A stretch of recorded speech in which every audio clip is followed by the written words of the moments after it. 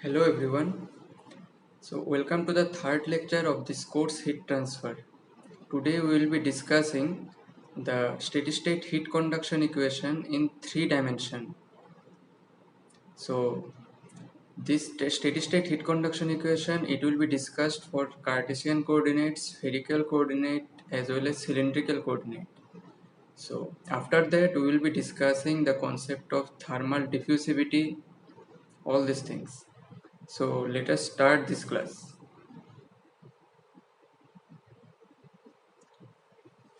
So let us consider an infinitesimal rectangular parallelepiped of sides dx, dy and dz which are parallel and respectively to the three axes x, y and z in a medium in which temperature is varying with location and time. So this is the figure 1. You can see elemental volume for 3D heat conduction analysis.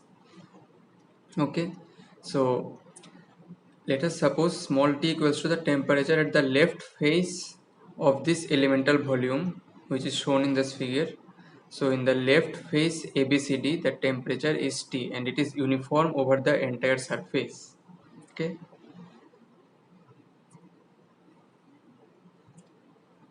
Now this one dt dx multiplied by dx equals to the change of temperature through distance dx, and T plus dt dx into dx equals to temperature on the right face EFGH at a distance dx from the left face ABCD. So you can see here in the left face of this elemental volume we have considered the temperature equals to T, and in the right face, that is EFGH, there we have considered the temperature equals to T plus dt dx into dx. And this dt dx into dx, this is the change of temperature through the distance dx. Okay, and let kx, ky and kz, these are the thermal conductivities along the x, y and z axis. So the concept of thermal conductivity, it has been discussed earlier. Now to find the steady state heat conduction equation, one energy balance is required, which we have discussed in the earlier class also, where we have discussed the one-dimensional heat conduction equation. Now how to form this energy balance equation for the considered elementary volume. The net heat accumulated in the element due to conduction of heat from all the coordinate directions considered plus heat generated within the element, this will be equals to the energy stored in the element. So from our general concept and from the discussion that in the one-dimensional heat conduction equation, we can form this energy balance here. Now let us suppose capital Q, this is equals to the rate of heat flow in a direction, and Q dashed, this is the total heat flow, the heat flux in the direction in time d tau. Now for these three different things which has been denoted by capital A, capital B and capital C, for these three different things we need to write or we need to formulate the equation. So let us first discuss the number one, that is capital A, which is the net heat accumulated in the element due to conduction of heat from all the directions considered. Now the quantity of heat flowing into the element from the left face ABCD, this is the left face ABCD, it is the left side of the elementary volume. So during the time interval d tau in x direction, so it is given by q dash x equals to minus kx, and this dy dz, it is the area, and del t del x multiplied by del tau. So we have also applied the concept of Fourier's law of heat conduction here to write the equation for heat influx. Now, during the same time interval, that is d tau, the heat flowing out of the right face of control volume EFGH, the right face of the control volume, it was denoted by EFGH. So in that right face, the heat efflux, which is the heat passing out of this volume, is q dash x plus dx. So it is q dash x plus del del x into q dash x dx. Now what will be the second part of this heat efflux? So the heat accumulation in the element due to heat flow in x direction, it is the del qx dash equals to qx dash minus this heat efflux. Okay, so we are getting del x of q dash x dx. So here we have applied the Taylor series. Okay, so the concept of this Taylor series we have studied in our earlier semester in mathematics, engineering mathematics. So next step we are getting minus del x into minus kx dy dz del t del x into del tau multiplied by dx. Okay, so the next step we are getting the equation number 2.1. So similarly, the heat accumulated due to heat flow by conduction along y and z direction in time d tau will be. So this heat accumulated due to heat flow by heat conduction along y and z direction, that is the equation number 2.2 and 2.3. These two equations have been written in the similar way that we have calculated the heat accumulation in the element due to the heat flow in the x direction. So similarly, in the similar way, equation number 2.1, in that way we have written the equation number 2.2 and 2.3. So del qx dash, del qy dash and del qz dash, these three things or these three formulas we have got till now. After that, the net heat accumulated in the element due to conduction of heat flow from all the coordinate directions considered. So this will be the summation of the three equations, that is equation number 2.1 plus equation number 2.2 and equation number 2.3. So from this summation, after doing some calculation, we have represented this as equation number 2.4. So we have taken that dx dy dz into del d tau, this part as common for all the three parts. So this is the equation for the first part, that is capital A, which is the net heat accumulated in the element due to the conduction of heat from all the coordinate directions considered. Now we need to formulate the equation for the capital B point, that is the total heat generated within the element, that is capital Qg dash. Now how to form this one? The total heat generated in the element, it is given by this capital Qg dash equals to Qg multiplied by dx dy dz, that is the volume, and multiplied by d tau. Okay, so this is the equation for the total heat generated in the element. How we have written this part? Because small Qg, this is the total heat generated per unit volume per unit time. So from that concept we have written this capital Qg dash. Okay, so now we need to write the equation for the point C, which is the energy stored in the element. So how to write the equation for the energy stored in the element? Now the total heat accumulated in the element due to heat flow along coordinate axis, that is the equation number 2.4, and the heat generated within the element, which is equation number 2.5, together serve to increase the thermal energy of the element. Okay. Now this increase in thermal energy, it is given by rho multiplied by the volume, that is dx dy dz, to C into del T del tau multiplied by del tau. So how we have written this part? That is the heat stored in the body. Okay, so this is equals to the mass into specific heat multiplied by rise in the body temperature. So from this concept we have written the equation for the increase in thermal energy of this body. Okay, now as we have formulated the equation for the three different parts of the energy balance equation, now let us put these three different formula or three different equations in the energy balance equation.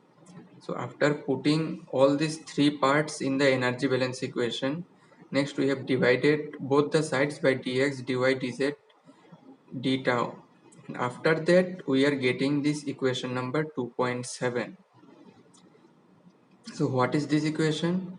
Del x multiplied by kx del t del x plus del y multiplied by ky del t del y plus del z multiplied by kz del t del z plus qg. This is equals to rho c into del t del tau. Okay, so this equation number 7, this is the general heat conduction equation for non-homogeneous material, self-heat generating and unsteady three-dimensional heat flow. Okay, so this is the three-dimensional heat conduction equation. Now if we use this vector operator nabla, then we can represent like this: nabla multiplied by k nabla t plus qg equals to rho c into del t del tau. Okay, so this is the three-dimensional heat conduction equation for non-homogeneous material and self-heat generating. Okay, let us move to the next page. Now comes the concept of thermal diffusivity. In the earlier page, we have seen the three-dimensional heat conduction equation. So in case of, it was applied for the homogeneous material. So in case of the homogeneous, in which the properties, example specific heat density, thermal conductivity, etc., are same everywhere in the material. So this is the concept of homogeneous. And isotropic, in which the properties are independent of surface orientation.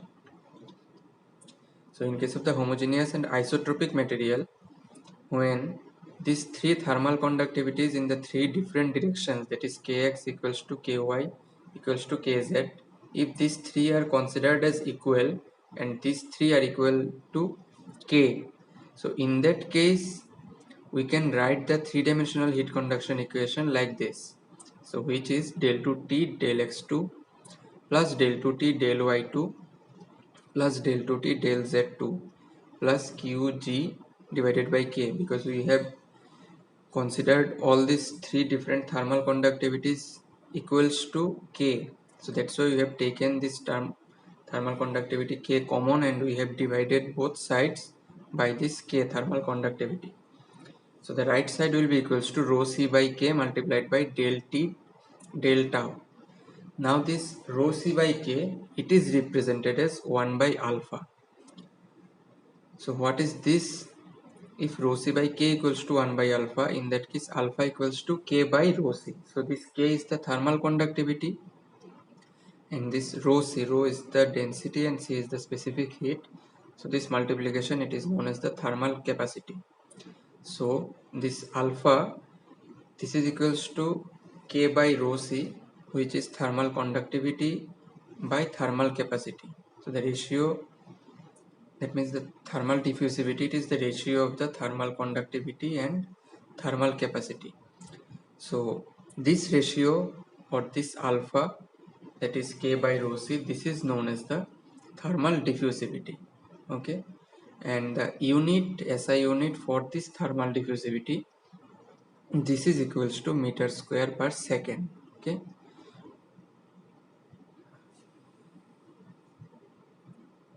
now this value, that is the value of this thermal diffusivity, it describes how quickly a material reacts to a change in temperature. Okay, so this is the physical significance of this thermal diffusivity. So it measures the ability of a material to conduct thermal energy relative to its ability to store thermal energy. Okay, so now what does it mean when materials have large and small value of this alpha, that is thermal diffusivity? What is the meaning of that? So for a large alpha value, that is when the value of the thermal diffusivity is higher, so it will respond quickly to changes in thermal environment. Okay, and for a small value of the thermal diffusivity, the materials, they will respond more sluggishly. That means they will take longer time to reach a new equilibrium condition. Okay, so the example of such kind of material, it is wax. So This is the concept of our thermal diffusivity. Okay, so it is the ratio of thermal conductivity and thermal capacity. The formula is K by rho C. Okay, so let us move to the next page. Now we will see different representation of the heat conduction equation in Cartesian coordinate. So for the case when no internal source of heat generation is present in equation number 2.8. So equation number 2.8, it was the three-dimensional heat conduction equation. Now in case of this three-dimensional heat conduction equation, it was del 2t del x2 plus del 2t del y2 plus del 2t del z2 plus there was another term. What was that term? That is qg. Now see, that is the equation number 2.8. So another term is qg by k, because we have divided both the sides by k. Now if there is no internal source of heat generation present, that is qg will be equals to 0. That means qg by k, that part will be equals to 0. Now in that case what will happen? The equation, it is now del 2t del x2 plus del 2t del y2 plus del 2t del z2. This is equals to 1 by alpha, that is 1 by thermal diffusivity multiplied by del t del tau. Now if we use the vector representation, that is nebula, so in that case nebula square t, this is equals to 1 by alpha into del t del tau. Now this representation of the three-dimensional heat conduction equation, it is known as the Fourier's equation. So earlier while discussing the concept of conduction, we have gone through one equation, that is Fourier's law of heat conduction. Now after discussing this three-dimensional heat conduction equation, we got one equation which is known as the Fourier's equation. So don't get confused in between these two different things. One is the Fourier's law of heat conduction, another is the Fourier's equation. Okay, so this representation of the Fourier's equation, it is nebula square t equals to 1 by alpha multiplied by del t del tau. So in that case there is no internal source of heat generation is present in the three-dimensional heat conduction equation. Now the second case is like that, under the situations when temperature does not depend on time. Okay, so the temperature, it is independent of time, the conduction then takes place in the steady state. So that is the right hand side of the three-dimensional heat conduction equation, that is del t del tau, this will be equals to 0. So in that case the thermal diffusivity, it is multiplied by this part del t del tau. So if it is 0, then the whole right hand side, this will be equals to 0. So in that case the equation that we are getting now, that is del 2t del x2 plus del 2t del y2 plus del 2t del z2 plus qg by k, this is equals to 0. That is the entire right hand side, this is equals to 0. Okay, so now this equation, when the temperature does not depend on time, this equation is known as the Poisson's equation. Okay, now again in case of this Poisson's equation, if there is no internal heat generation, it is in case of the absence of internal heat generation, this Poisson's equation again gets reduced, that is the qg by k, that part, this qg, it is the internal source of heat generation. Now in the absence of internal heat generation, this qg will be equals to 0. So that means the del 2t del x2 plus del 2t del y2 plus del 2t del z2, only these three part, summation of these three parts will be now equals to 0. That means the vector representation will be nebula square t equals to 0. So this equation, it is known as the Laplace equation. Now here we got three different cases of the three-dimensional heat conduction equation. When there is no internal source of heat generation present, so in that case the modified representation of the three-dimensional heat conduction equation, it is known as the Fourier's equation. Next, when the three-dimensional heat conduction equation does not depend on time, means the temperature, it does not depend on time. So in that case, the representation of that 3D heat conduction equation, it is known as the Poisson's equation. Now again, in this Poisson's equation, if there is no internal source of heat generation is present, in that case the representation, that is m plus square t equals to 0, it is known as the Laplace equation. So these three, Fourier's equation, Poisson's equation and Laplace equation, these are the other forms of heat conduction equation. Considering three different cases, in case of the Cartesian coordinates, we are getting these three different representation. Okay, let us move to the next page. Till now we have discussed the 3D heat conduction equation in case of the Cartesian coordinate. Now we will see the heat conduction equation in cylindrical and spherical coordinate. Okay, so in case of the Cartesian coordinate, we have seen the three different axes that were x, y and z. But in case of cylindrical coordinate system, these are r, phi and z. Now when the del operator, it is also known as nebula, the del operator of heat flux is expressed in cylindrical coordinates, then the general form of the heat flux vector and hence the Fourier's law, we can represent x equals to r cos phi, y equals to r sin phi and z. Now q double dash equals to minus k delta t equals to this delta t, it has been represented like this.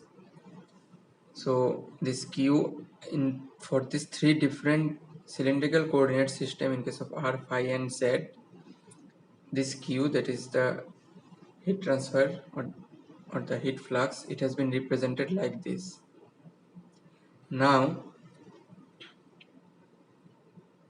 after a lengthy manipulation, a lot of steps, after calculating a lot of steps and considering the differential volume,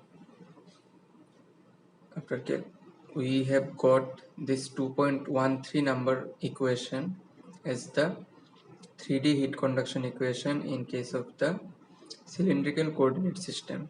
Okay, so 1 by r del del r of kr del t del r plus 1 by r square del del phi of kr del t del phi plus del del z of k del t del z plus g dot, or qg it is also written in case of the Cartesian coordinate. So this is equals to rho c del t del small t. Now this is the representation of the 3D heat conduction equation in case of the cylindrical coordinate. Next comes the spherical or polar coordinate system. Now in this case, three different axes, these are r, phi and theta. So here x will be equals to r cos phi sin theta, y equals to r sin phi sin theta and z equals to cos theta.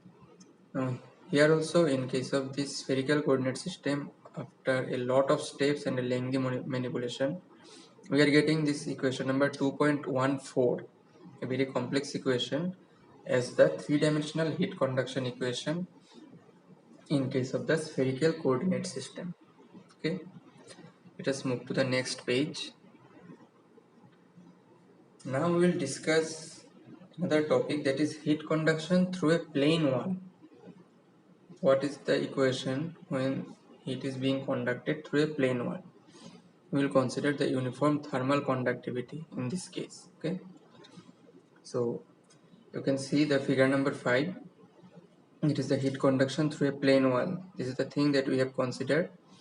So in this x direction, we have considered the capital L, it is the thickness of the plane wall, and capital A, it is the cross-sectional area of this wall, and small k, it is the thermal conductivity of this wall material, and T1 and T2, these are the two different temperatures which have been maintained at the two different faces or sides 1 and 2 of this plane wall.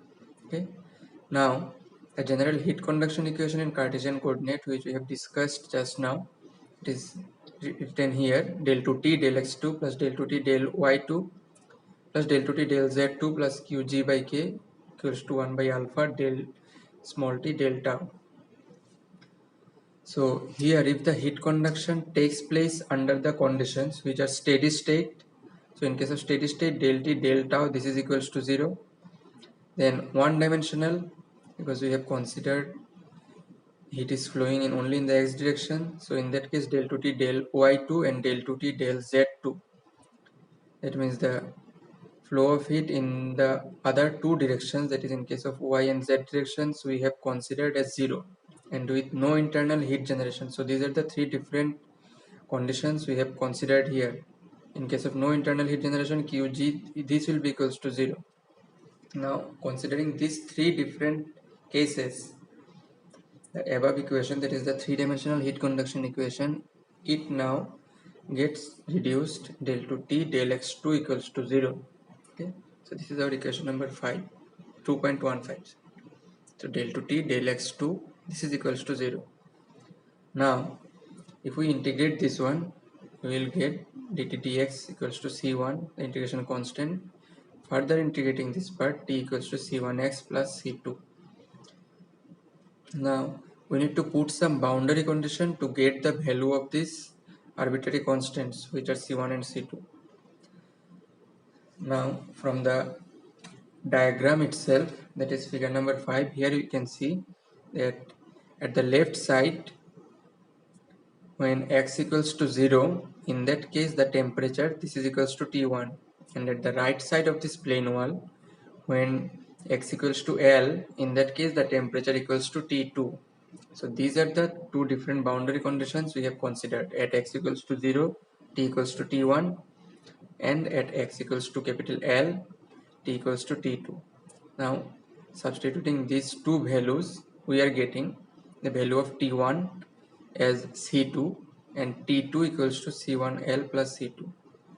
Now after finding out these values of the C1 and C2, we have put these values in the equation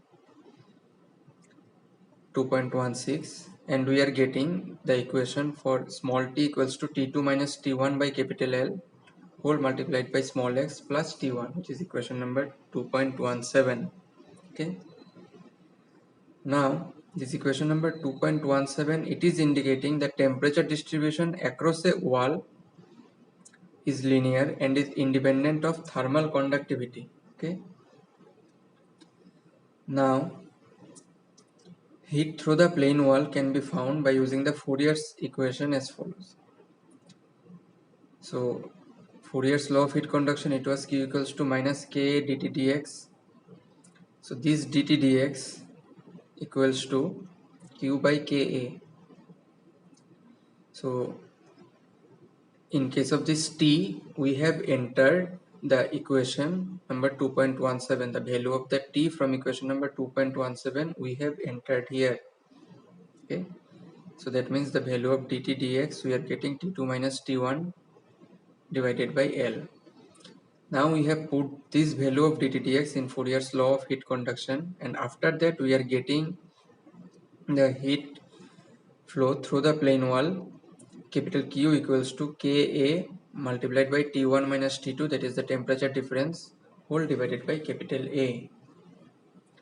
So this equation, this is the final form of the heat flow through the plane wall, Ka multiplied by T1 minus T2 divided by L. Now using the concept of thermal resistance, we have represented this capital Q equals to T1 minus T2 divided by L by K. Now this L by K, it is the thermal conductive resistance or thermal resistance to heat conduction. Okay. So the thermal resistance here, we can say this thermal conductive resistance, this value equals to L by Ka in case of a plane wall. Now this thermal resistance we have discussed earlier also, it is an electrical resistance which is associated with the conduction of electricity. So it is a thermal resistance may be associated with conduction of heat. Okay. So defining resistance as the ratio of driving potential to the corresponding transfer rate. So R equals to V by I. V equals to IR, we have studied earlier in case of basic electrical also. So for electrical conduction in the same system, Ohm's law provides an electrical resistance of the form. Okay. So now the thermal resistance for conduction in a plane wall, just now we have seen it is L by Ka. Now from the concept of Newton's law of cooling, which we have studied in case of the convection, then in that case the rate equation was the Newton's law of cooling. So that equation Q equals to HA into the temperature difference we have studied earlier. Now from this equation we are getting the convective thermal resistance as 1 by HA. Okay. Now if we need to find the equivalent thermal circuit for the plane wall with convection surface condition, so in that case, after some steps, we can write the total, or the overall, in case of the overall temperature difference, the total thermal resistance, which is the summation of the conductive thermal resistance in the left side, then the convective thermal resistance in between this left and right side, and again the conductive thermal resistance in the right side. So ultimately we can write, this total thermal resistance as 1 by HA, which we got from the Newton's law of cooling, then L by Ka, which we have got from the thermal conductive resistance in case of a plane wall, plus the summation plus the thermal convective resistance again. So our total equals to 1 by H1A plus L by Ka plus 1 by H2A. Now again, in case of a thermal resistance for radiation, again we can write the thermal resistance in case of the radiation, it will be equals to 1 by HR multiplied by A. Okay, let us move to the next page. Now in case of the composite wall or the multiplier lane, how to write the equation? The composite walls that involve any number of series and parallel thermal resistances due to layers of different materials. So in that case, just now what we have written in case of this earlier page, that is the equivalent thermal circuit for the plane wall. So we have used this concept, that is the total thermal resistance. So using this concept, we have written the equation in case of the composite wall. So the temperature difference divided by 1 by H1A equals to the temperature difference divided by L by Ka, which is the thermal conductive resistance in case of the plane wall. Then again the temperature difference in case of the plane wall, so and so on. So in this way we can write the conduction of heat in case of the composite wall, that is the multiplier lane. Okay, now what is the concept of overall heat transfer coefficient? Now with composite systems, it is often convenient to work with an overall heat transfer coefficient. The notation is capital U, so which is defined by an expression that, and that expression, it is analogous to Newton's law of cooling. So in Newton's law of cooling, it was HA into the temperature difference. Now the representation of the overall heat transfer coefficient, it is now Qx equals to UA into the multiplied by the temperature difference. So this expression, it is obviously analogous to the Newton's law of cooling. Here the delta T, it is the overall temperature difference. Okay. Now in general we may write this temperature difference, that is the temperature difference. In general we can write this thermal resistance, it is the delta T by small q, it is equals to 1 by UA. So considering different multiplier lane, this overall heat transfer coefficient, it can be represented 1 by R total multiplied by A 1, so which is equals to 1 by H1 1 by H1 plus LA by Ka for the layer A. Then for layer B it will be LB by KB. Then for the layer C it will be LC by KC. Now if there are only 3 different layers, and lastly it will be 1 by H4, which we will be getting from the concept of Newton's law of cooling, that is the concept of convection. So this is in brief the concept of overall heat transfer coefficient, and in the next lecture we will be discussing this representation of the overall heat transfer coefficient in details. Okay, and based on the equations that we have discussed today, we will be discussing some more numericals in the next lecture. Okay, so this is the end for this lecture.